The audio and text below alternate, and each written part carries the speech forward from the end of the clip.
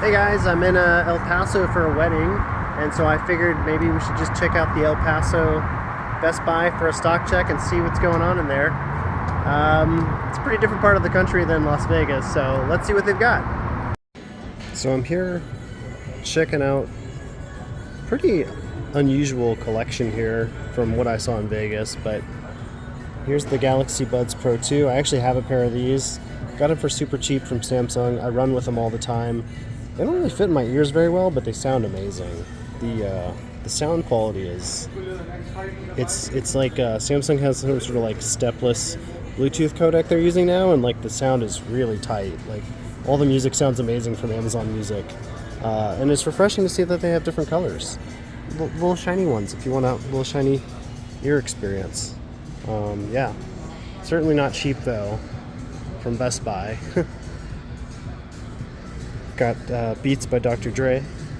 I have never ever wanted to try these things, even though they look cool.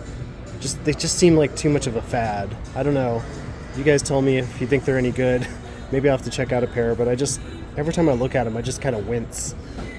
They're all about marketing, as you can just see, like compared to everyone else. They have this big fancy display here with the TV and stuff, so good on them for good marketing, but yeah, I have not heard great things about their earphones. Now I'm starting to listen to them more often. Got the Bose section here. Ooh, look at the silver's kind of nice. Interesting. Feels like it would get really dirty, maybe. These are the Bose noise canceling 700s. I've owned one of these for a couple years. They have not gone down in price at all. But they do have awesome noise cancellation, and yeah, they're kind of weird. I like the stylish headband on them. They don't collapse at all, which is annoying, but they feel very sophisticated. Though I've always found the buttons kind of confusing on Bose. They always just seem to be like all over the place. Kind of confusing from one ear set to the other. See, right here you have the Quiet Comfort 45.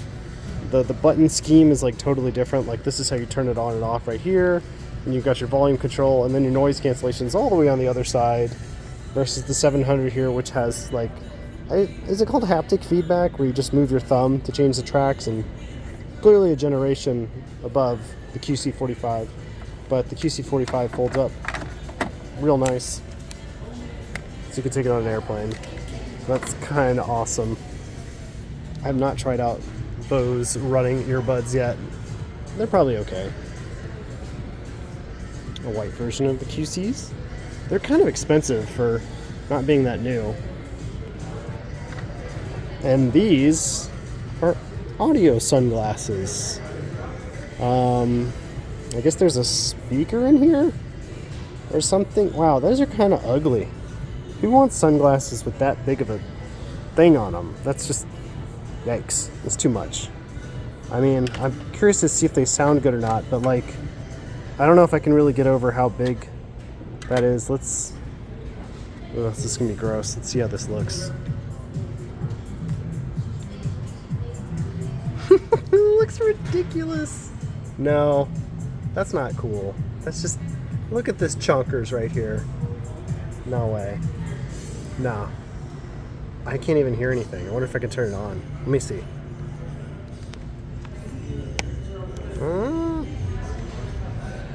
I can't even listen to it. Sorry guys, I can't even listen to it. I don't even know how to operate it.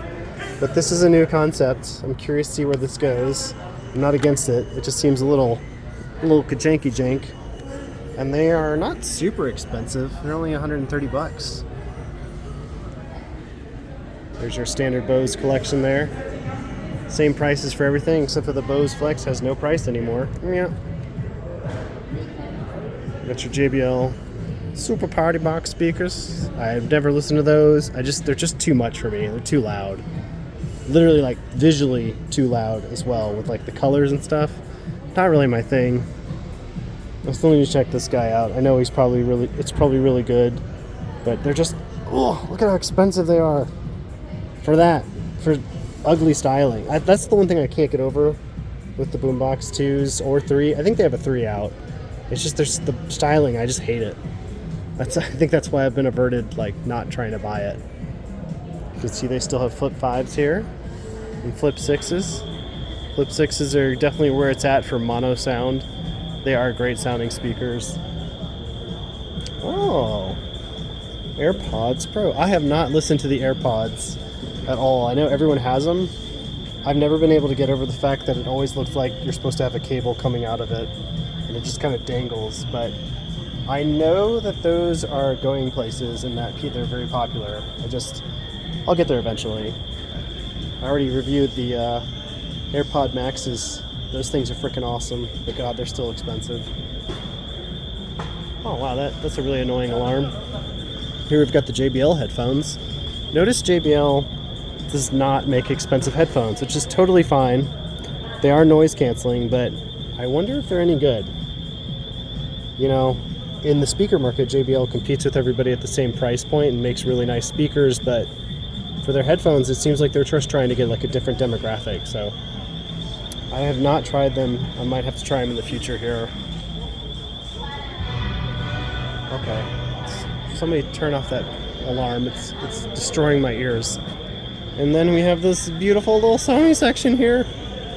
I have a pair of the LinkBud S's coming in that I'm going to be checking out. I'm going to be taking them on some runs. They look pretty slick to me. Looks like they're kind of floating in this display. God, that is dirty. Disgusting. And then we have the Sonys here. The XM Mark V's that I recently reviewed, except these are hella dirty. I'm probably going to need to wash my hands after touching these. These are disgusting. That is gross. And then right behind it, you've got the Mark IVs here. I haven't listened to these yet. I'm sure they're pretty good. I know some people like them more than the 5s, but the 5s are pretty slick. Just not this one because it's gross. And then they have some like cheap ones here. I have not listened to these at all. When I used to work in the movie industry, Sony earphones used to be the industry standard for editing. Or not editing, but like on-set sound. I don't see those speakers here, or those headphones. They're usually $100 headphones, but you don't always need expensive ones to get good sound. But look at this. These are $10 headphones from Sony. That's insane. At that price point, you've really got to wonder what you're getting. I don't think these are Bluetooth capable. I suspect they're not. Let's see. They fold up. They have an aux. That's probably why they're on. That's probably why they're $10, because I don't think they do Bluetooth. They're literally just a 3.5 standard aux cable. They probably sound terrible, and they probably are getting phased out because you can't find that connection as often anymore unless you have like a DAC or something, or an older phone. Never heard of that brand. Anyways, there you go. Nice. There's something I wanted to show you guys though that I have not seen in a Best Buy before. There's your Sonys, blah blah blah. We've all look at this, a white Hyperboom. I have never seen a white Hyperboom. All I've seen is the black. We all know about that one. It's an awesome sounding speaker. It's probably one of the best portable speakers you can get. But the fact that they have a white one, I have never seen this or anything. So I'm pretty surprised that that's here. I am curious if they're just trying to do like a cash grab before they come out with like another model or something, because the specs on the Hyperboom are pretty old by now. It's kind of time to update it. Anyways, yeah, never seen a white Hyperboom. It's kind of like finding an albino chipmunk or something like that. It's like, wow. And then look at this. They are trying to get rid of their Wonderbooms. They are packaging them together for a, I'm guessing this is a stereo set. I know the Wonderbooms 2 and the Wonderbooms 3 can do stereo. I don't know about the original Wonderbooms, but the fact that they are stacking them together in a kit for $179 seems a little overpriced to me for being such an old version of the Wonderboom. But that is interesting that they're selling them together now. I've never listened to the original Wonderboom. I've only listened to the 2 and the 3, and they sound pretty much the same. As you can see right there, going for $100. But here's what I thought was interesting. They're actually selling LG speakers here. I've never seen these for sale in a store. I've seen them on Amazon, and I know somebody on my channel keeps asking me to review them, and I feel bad because I'm just like, why? What's the appeal of these? But these LG X Boom Go's, like, actually, I think he was asking for a slightly different one, but I'm pretty sure these are similar. They look kind of cool, but LG is definitely not known for their Bluetooth speakers, so This may be one I'm going to check out eventually. It's not a bad price. I don't know how many watts it's supposed to be. I'm guessing it's like a 60 watt speaker, maybe 40 watts. 60 is a little generous. Sound boost, all day battery, water resistant, XPX5. Gosh, it's getting old. Everything's like IP67 now, so 5's kind of old. And then over here in the Marshall section, ending it up, we've got, this is not the Emberton. I don't know why that is there. The Kilburn 2 here. I haven't seen these in a while. The Kilburn 2 is like one of the worst sounding Marshall speakers in my opinion. As cool as it looks, as much as you'd think it would sound as good as the Tufton, it really doesn't stack up. It's not like half a Tufton. It's more like just a crappy sounding Marshall speaker. It sounds super boxy. Never been impressed, but I do, of course, love the look of it. I'm just very disappointed by the sound. But yeah, so that is the speaker section here in El Paso, Texas. The set that I have, this Z623 2.1 speaker system for like 170 bucks. I got mine like 10 years ago.